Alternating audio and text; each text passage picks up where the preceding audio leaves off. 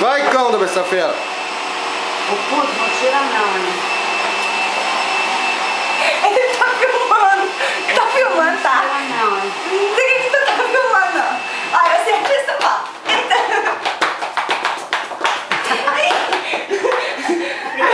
Bichinha, eu vim do Agreste. Mãe De quem você é filha? Eu sou filha de Francinado, lá de Curitiba. É, não, O bichinho do zóio velho, fortinho assim, ó. Carequinha. Uma bunda, parece até que tá o cu. O bichinho de lá. Nossa, Eu sou filha. É? Eu sou filha de lá. Qual que é a profissão do seu pai? Meu pai, rapaz, disse que ele é matador. Agora eu não sei se é de calango, de emplear. Algum matador ele deve ser, né? Sendo entrevistada. Não, hein? No Globo Repórter, aqui no Globo Repórter, o entrevistado, o senhor tem mais alguma pergunta? Diga aí. Como é que é o nome da sua mãe? O nome da minha mãe é Rosemary Terezinha de Oliveira Calango, pernas finas. Credo. Mas você, a tua feição você puxou a dela? Puxei minha mãe, eu sou linda igual a ela.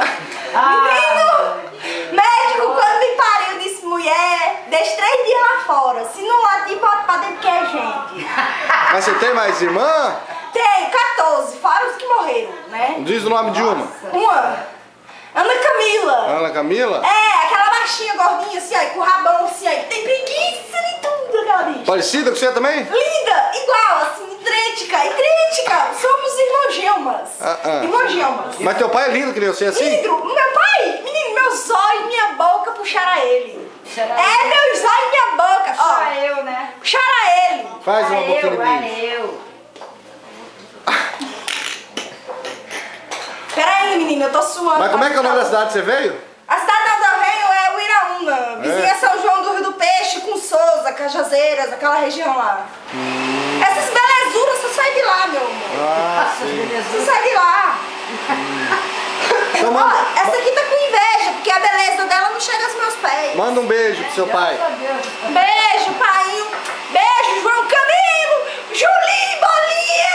Ai, tia Zefinha, tia Raimundo. Pra todo mundo. Seu Zezo? Tio Zezinho, tia Tantica, tia Nega, tia Domingo, Chicoca Novo, Ronaldo, Buru, Deixa eu ver aqui mais. Cristiano, Pio, Andréa, Daniel, pra todo mundo. Mas tuas primas também são parecidas com você? São tudo lindas, minha filha. Tu acha que eu vim de onde?